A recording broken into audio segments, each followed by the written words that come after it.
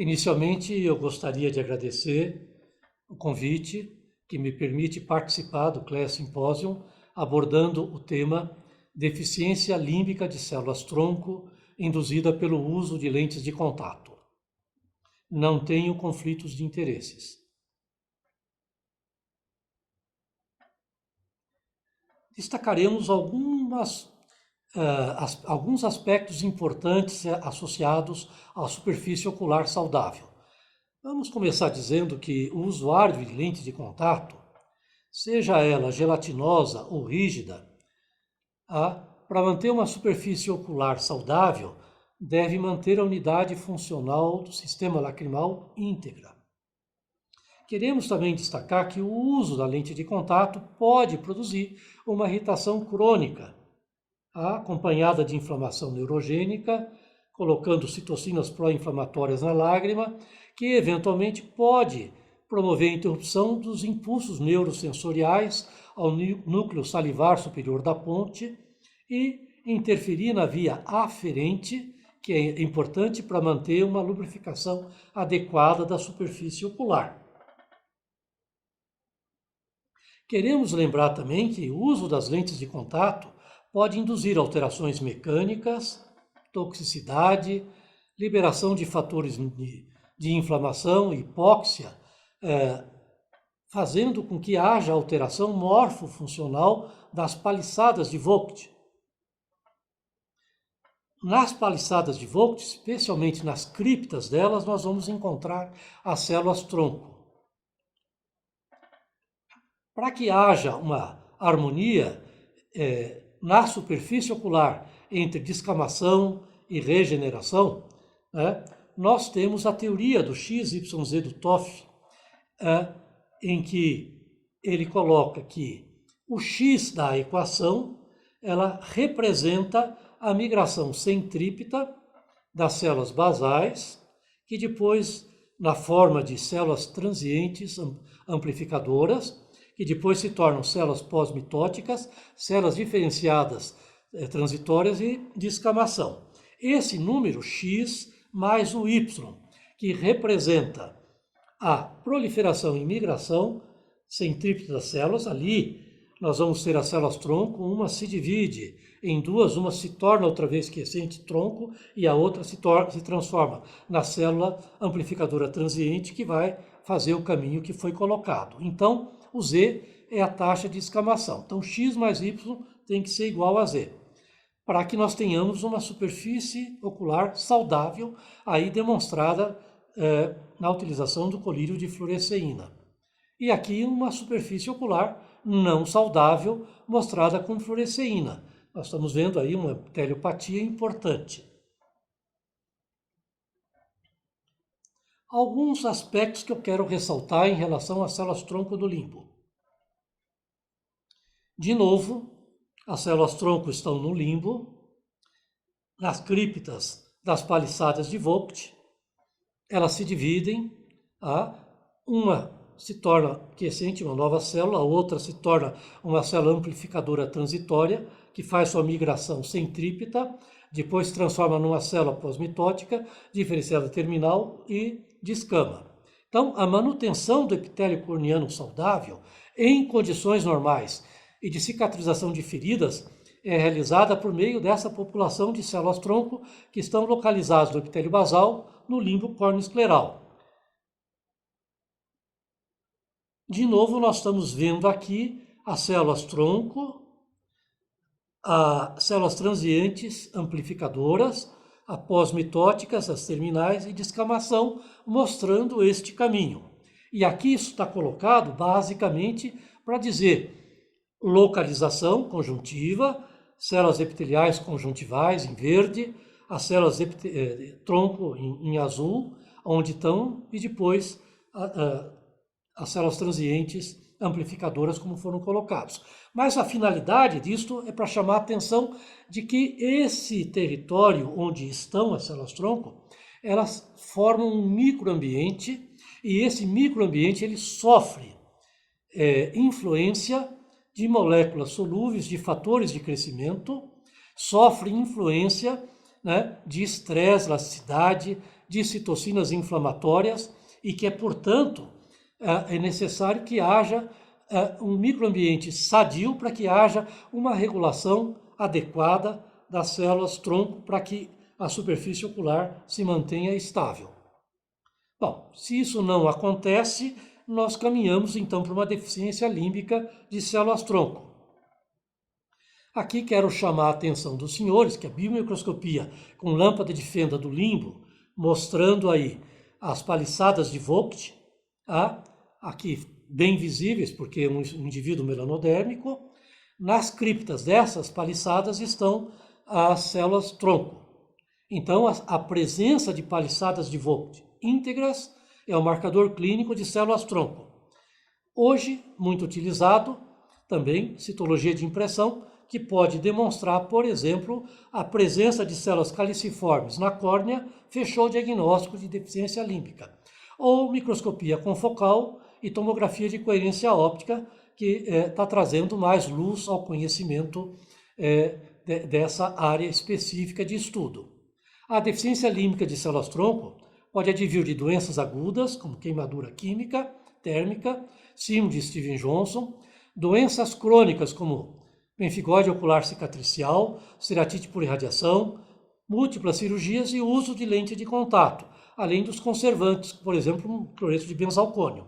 E a deficiência congênita, aniridia congênita e a eritroceratodermia, por exemplo.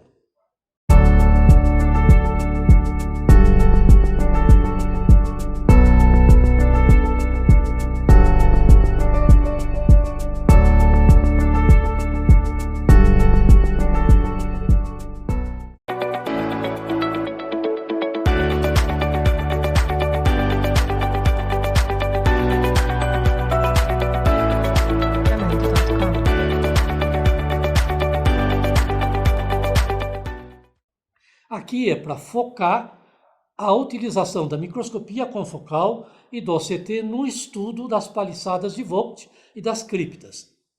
Observem que aqui nós temos juntos dois estudos mostrando as colunas, né, das paliçadas de Vogt, as células, e o aspecto das criptas límbicas com as suas formações circulares.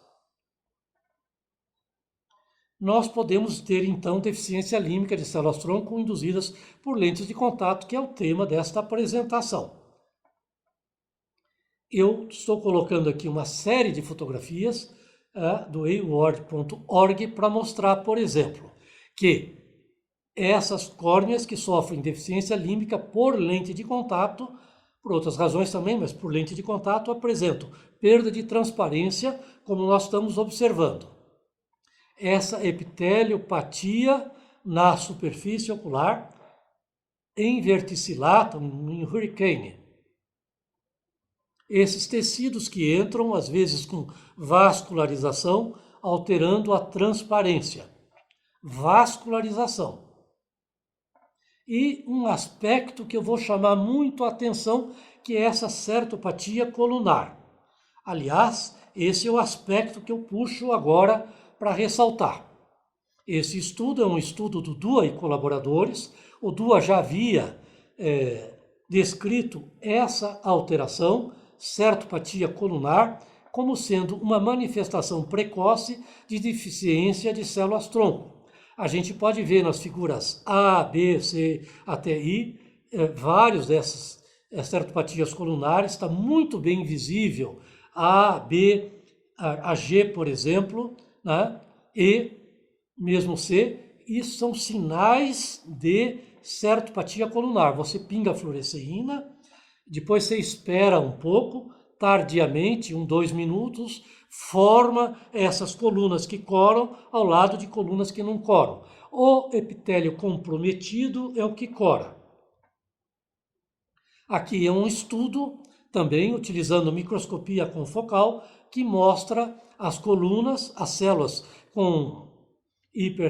muito hiperreflexivas, com vascularização, e as paliçadas de Vogt, que têm uma morfologia alterada no estudo com microscopia confocal.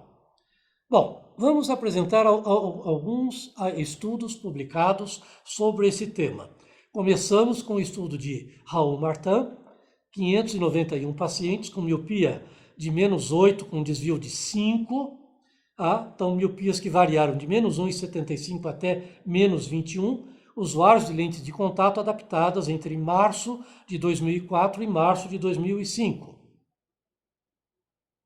Do total de pacientes examinados, eles encontraram essas alterações em 2,4% dos pacientes, ou em 24 olhos, né, de 14 pacientes.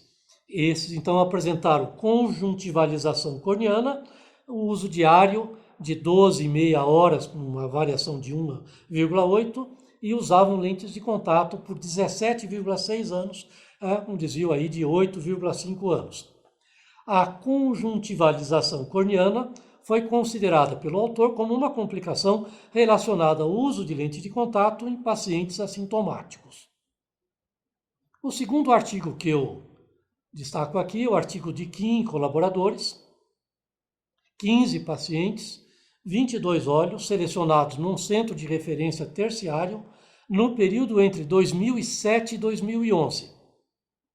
Aqui, a deficiência límbica por lente de contato foi observada em 13 olhos, na presença de rosácea ocular em outros 3 olhos, por toxicidade cloreto benzalcone em outros 3 olhos e 4 olhos de idiopática. Todos os olhos apresentavam perda da arquitetura límbica. Apresentava esse epiteliopatia inverticillata, epitélio opaco com tingimento tardio com fluoresceína. O fenótipo epitelial retornou ao normal com medidas conservadoras em 4 pacientes, 4 olhos, só com lubrificação e interrupção do uso da lente de contato. Essas lentes de contato que produziram sempre foram lentes de contato gelatinosas. Nos outros 11 pacientes, 18 olhos, foram necessários 3 meses de intervenções adicionais. Corticoide tópico, ciclosporina tópico, vitamina A tópica, doxiciclina oral, oclusão de pontos lacrimais ou uma combinação desses tratamentos. Todos os olhos evoluíram para uma superfície ocular estável ao longo de 15 meses de segmento. E a acuidade visual melhorou de 20,42 para 20,26, aí do ponto de vista estatístico com significância. O outro trabalho que eu vou chamar a atenção é o trabalho do Chan e do Holland. Eles publicaram 12 pacientes, 18 olhos, uma média de idade de 42 anos, variando de 19 a 58 anos, usando lente de contato 14,1 anos, com variação entre 1 e 20, 50%, metade com deficiência límbica bilateral. Todos usando lente de contato gelatinosa para correção dos seus erros refrativos. Acuidade visual reduzida para 20,78, variando de 20,30 a 20,250. Os olhos apresentando uma epiteliopatia inverticillata ou em hurricane, conjuntivalização da córnea e o epitélio comprometido apresentando um tingimento tardio com fluoresceína. O que é que tem de importante nesta publicação? Todos os tratamentos conservadores falharam em todos os olhos. 14 olhos, 78% dessa amostra, foram submetidos a transplante de células-tronco límbicas com imunossupressão sistêmica.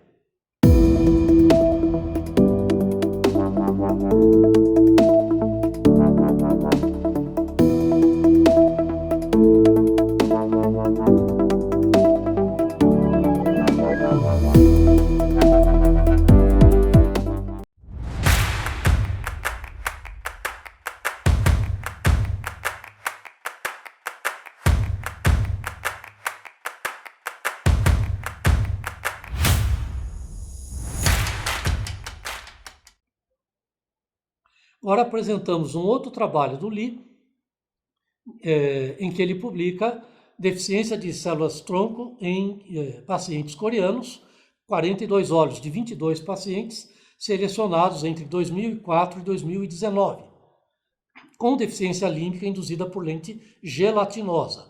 91% dos pacientes eram mulheres, a idade 36 anos com variação de mais ou menos 12, míopes com equivalente esférico médio de -7,52, com desvio de 3,2, 20 91% deles com doença bilateral. 14 haviam reclamado de diminuição da acuidade visual e relatavam uso de lente gelatinosa, 14 anos, desvio de 9 anos. 12 pacientes a follow-up, 28, mais ou menos 42 semanas, os outros eles não conseguiram acompanhar, com a suspensão da lente de contato, apresentaram melhora na acuidade visual e superfície ocular. Destes, 5, 42% apresentaram recuperação total, 7, recuperação parcial. Se a gente contrapor esses resultados com os do estudo anterior, nós vamos verificar que a identificação desses casos mais precocemente estão associados com uma resposta clínica melhor. A identificação desses casos mais tardiamente pode requerer procedimentos cirúrgicos complicados. Desses pacientes, vocês podem observar nas figuras as alterações da superfície. Aqui, por exemplo, eu vou ressaltar para vocês o paciente que está o olho do paciente que está na letra J, a ceratopatia colunar bem evidente. E esses autores, eles destacam o caso de uma moça de 22 anos que havia usado lente gelatinosa 6 anos e que apresentava, então, A, B e C tratamento, a ceratopatia colunar, depois houve a suspensão da lente e com uso tópico de lubrificante, soro alcoólico e corticoide, 5 meses depois houve uma grande melhora da característica que vocês veem aí na superfície ocular dessa pessoa. Vou apresentar um caso que é cedido pelo Dr. César Lippner, de uma estudante de 19 anos que apresentou no olho esquerdo hiperemia, fotofobia e desconforto associado ao uso de lente de contato gelatinosa, e esse desconforto tinha 15 dias. Então, ela usava lente gelatinosa de uso diário, o descarte de 30 dias, referia limpeza e armazenamento com solução multipropósito. Antecedentes pessoais e familiares, nada digno de nota. O erro refrativo, menos 7,75 com meio de cilindro, olho direito, esquerdo 8,75 com menos meio de cilindro corretor, acuidade visual 20,25, 20,40 corrigidos. Olho direito apresentava uma hiperemia conjuntival, uma ceratopatia ponteada superficial difusa. O olho esquerdo são as fotos que nós vamos mostrar. Menisco lacrimal e sensibilidade táctil-corneana nos dois olhos estavam diminuídos. Aqui eu tenho as fotos do olho esquerdo mostrando essa neovascularização na periferia da córnea e uma hiperemia conjuntival, como é bem fácil de ser observada. A alteração na superfície ocular com essa epiteliopatia, que nós estamos vendo, a ceratopatia ponteada, e aqui a epiteliopatia desta paciente. No primeiro momento, como diagnóstico diferencial, para uma certa conjuntivite inusuária de lente, foi pensado, olha, hipóxia crônica, olho seco, uma ceratite tóxica, uma ceratite infecciosa de origem bacteriana, fúngica, acanthameba ou herpes simples. A gente sempre tem medo, nesses casos, de acanthameba. Bom, com essa hipótese, a conduta foi expectante, envolveu a suspensão do uso da lente e o uso de colírio lubrificante sem conservante. A paciente retornou em 15 dias, ED mais 15, não teve melhora, aí se interrogou uma ceratite infecciosa, por isso se colocou gatifloxacino de 6 em 6 horas, antes disso colheu um raspado para bacterioscopia e cultura. Bacterioscopia foi negativa, a córnea apresentou uma cultura negativa para acanthameba, bactérias e fungo, mas a cultura da lente de contato demonstrou a presença de Enterobacter. Após 2 meses, de mais 75 dias, então apresentava um quadro de ceratopatia ponteada leve, ainda os neovasos superficiais superiores presentes. Foi introduzido, então, um colírio de acetato de prednisolona 0,12% 2 vezes ao dia. Após um mês, Então nós somos aí D mais 105, córnea transparente, ausência de esterotopatia, regressão parcial dos neovasos. Então foi permitido um uso ocasional de lente gelatinosa de descarte diário. Evidente que os pacientes que têm um erro de refração maior nem sempre seguem as nossas indicações. Então, essa paciente retornou depois de um ano, de novo fazendo uso da lente gelatinosa, de troca programada de 30 dias, apresentando uma intolerância após 3 horas de uso da lente no olho esquerdo há 2 dias. Biomicroscopia, era uma esterotopatia grosseira, mais intensa na região superior, limbo espessado com neovasos, menisco lacrimal e bute diminuído. Olha aí, ao sinal da esterotopatia colunar.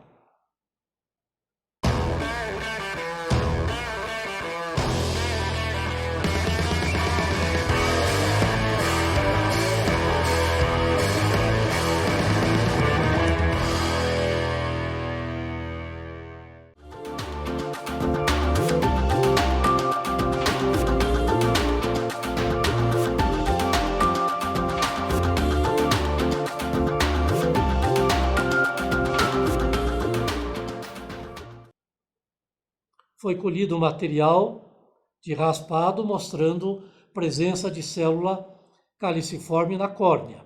Foi suspenso o uso das lentes por 6 meses, com lubrificantes, corticoide ou fluorometolona 0,1% sem conservante, retorno após 6 meses, sem alterações, com recuperação, foi adaptado uma lente rígida gaspermeável, cuidado visual 1 em ambos olhos e retornando um ano depois no uso dessas lentes, estava tudo normal, sem alterações. O que a gente pode tirar dessa história toda? Que a lente de contato, entre a lente de contato e a deficiência límbica, nós temos aí contribuição de alterações mecânicas, da pressão que a lente faz no limbo, fatores tóxicos, hipóxia, os mediadores de inflamação aí no meio, isso levando a um quadro de hipóxia e deficiência límbica. Bom, e o tratamento então cirúrgico da deficiência límbica de células-tronco induzida por lentes de contato? Olha, a primeira proposta que aparece aqui é epiteliotomia corneana setorial sequencial, né? E isto é proposto por Dua em 1988. Vocês podem ver na figura a instilação de fluoresceína e uma leitura tardia. 2, 3 minutos depois, você vê que há uma impregnação do epitélio comprometido. Então você faz uma raspagem desse epitélio comprometido e o epitélio sadio, ele migra e ocupa aquele epitélio que estava alterado e com isso você acaba tendo a área central da córnea com o epitélio corneano normal, melhorando a visão e resolvendo o problema. Então, epiteliectomia corneana setorial sequencial. Você pode ter necessidade de transplante de membrana amniótica. Ali em amarelo, por exemplo, poderia ser o que restava na córnea de um epitélio corneano sadio, todo o resto alterado. Você pode remover esse epitélio para facilitar a cicatrização, você pode colocar uma membrana amniótica em cima. É isso que foi feito nesses casos que foram cedidos pelo Renato Pires. É um pré-operatório do uso crônico de lente de contato induzindo deficiência em células-tronco. Então, foi verificado o que havia alterado, foi feita a raspagem, retirado o epitélio, foi colocada a membrana amniótica, ela cresceu, favoreceu a epitelização, nós temos aí 2 meses e meio, 21 meses com recuperação total.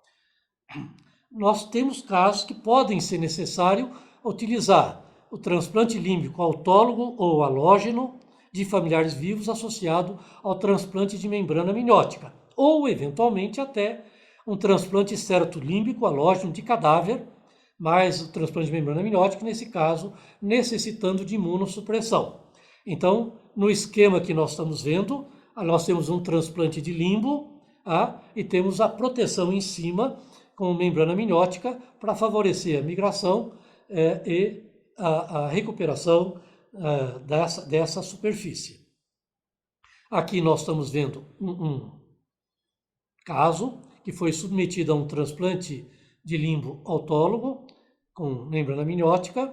É um caso do Gomes, 1999, e é para mostrar da onde vem o crescimento das células derivadas das células tronco do transplante, e depois de 60 dias nós temos aí uma superfície ocular recuperada num caso de queimadura química.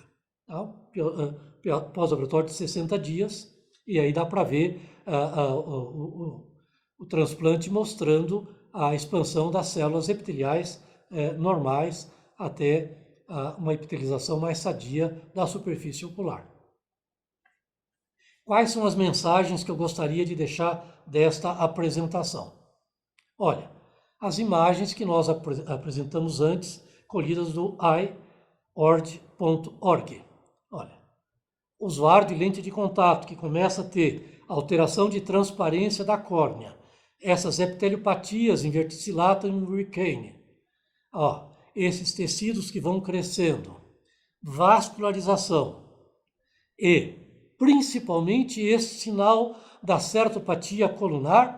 Trata-se de uma deficiência límbica parcial com a suspensão da lente, um tratamento clínico para desinflamar o olho, e esses casos são reversíveis. Não faça identificação, deixe o tempo continuar, essas alterações se tornam persistentes e poderá no futuro até ser necessário transplante de células de tronco límbicas, como nós mostramos anteriormente. Muito obrigado.